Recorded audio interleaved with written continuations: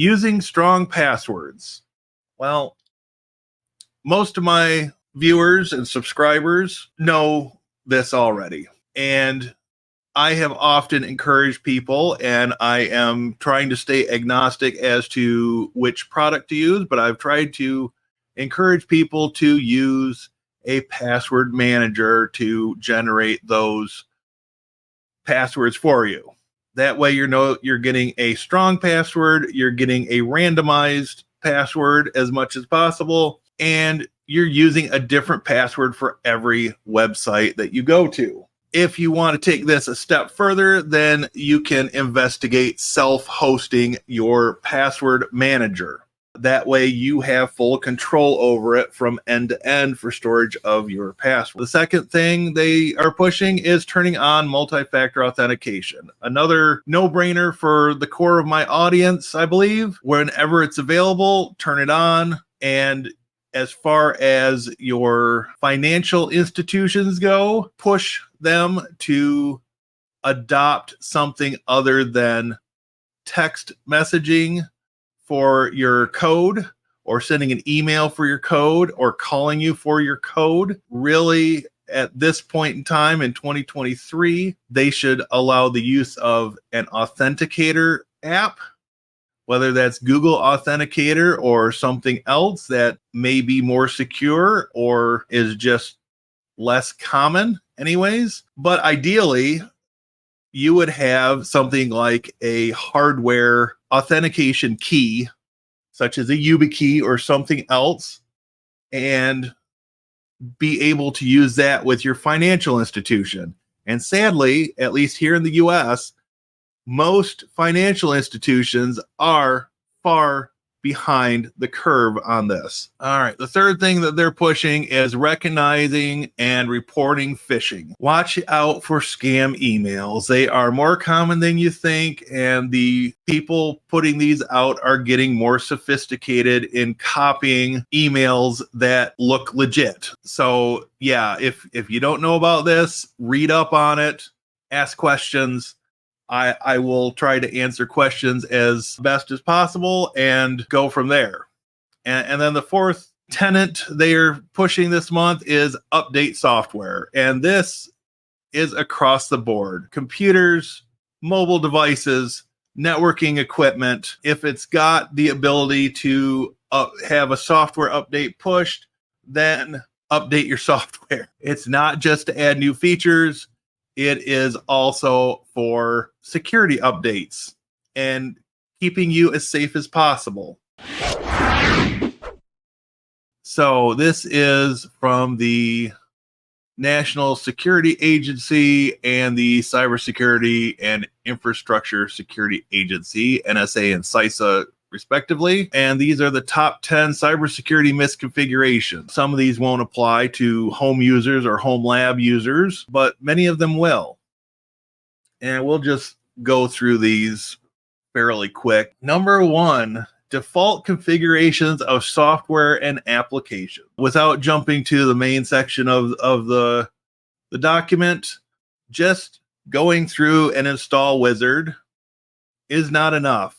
You need to check the configuration of your software after it's installed, especially if it's something network facing, such as, I don't know, SSH or RDP or any of a number of services, and absolutely if you're allowing anything in from the internet at large to access your network, you need to be taking some serious precautions and make sure you're not using default configurations.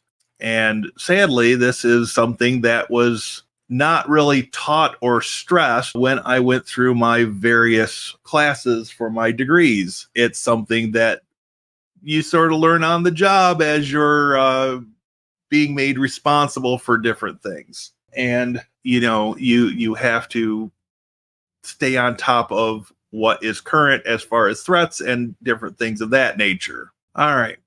Number two, improper separation of user administrator privilege. I'm going to pick on Windows for just a moment, and we're going to have a little bit of a historical discussion here. So back in the late 90s, when I was getting prepared to switch from Amiga OS to something else, I looked at Windows. Windows 98 was what was available and relatively affordable for consumers at the time. And I compared that to the state of Linux at the time.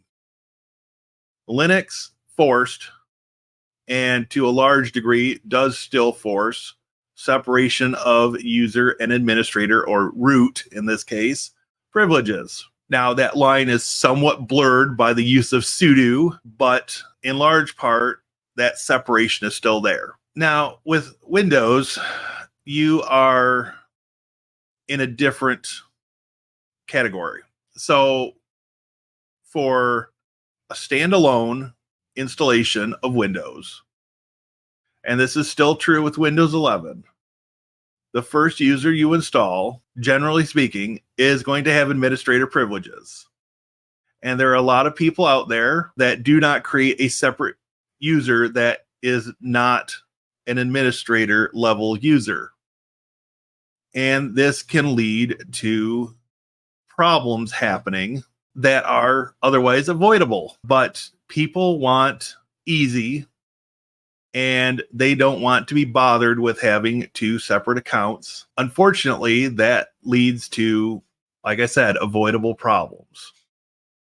Now, over the years, it has got better, but it's still an underlying issue with Windows systems, especially standalone systems that are not connected to Active Directory of any variety, that this comes into play. So if you're using Windows, create a secondary user and use that administrator, that primary user that was created, to install software, to do updates, things of that nature, and keep your everyday user separated. Okay, enough of that.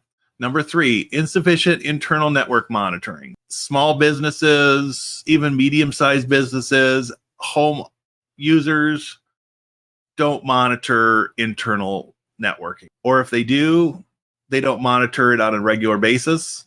I'm guilty of this in some ways. I generally do a spot check once a month. I should probably do it more frequently than that, but most people I know don't even understand the concept of network monitoring.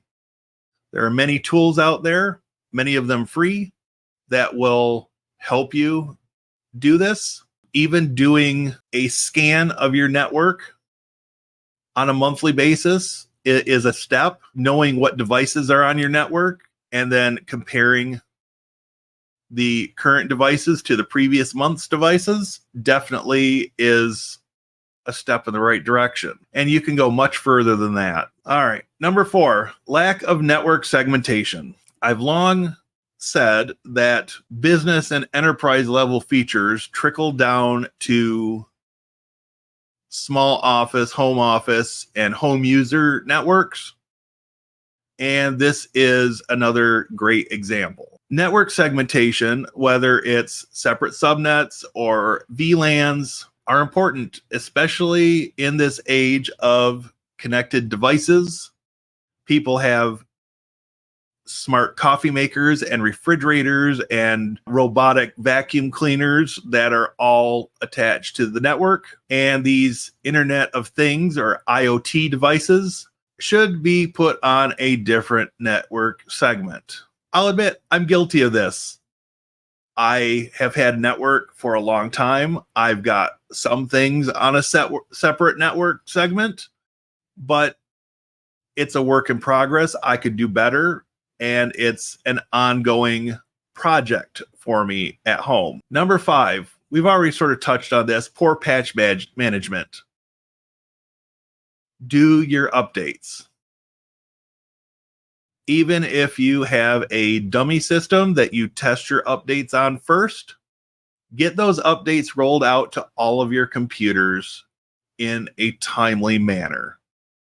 You might set up a standard of installing them after they've been out a week. There are definitely ways that you can automate this, and I would point people at a product like Action One, which is a remote monitoring and management software. No, they are not a sponsor, but for 1 to 100 devices, it is a free product. They are a relative newcomer, and they're trying to make inroads in the market, and I applaud them for doing this. Currently, they only support Windows, but by the sounds of it, they are going to be rolling out support for Linux and Mac OS in 2024. Number 6, bypass of system access controls. In Windows, you've got UAC, and many home users will turn it off or put it to the minimal setting. And in most cases, you don't want to do that.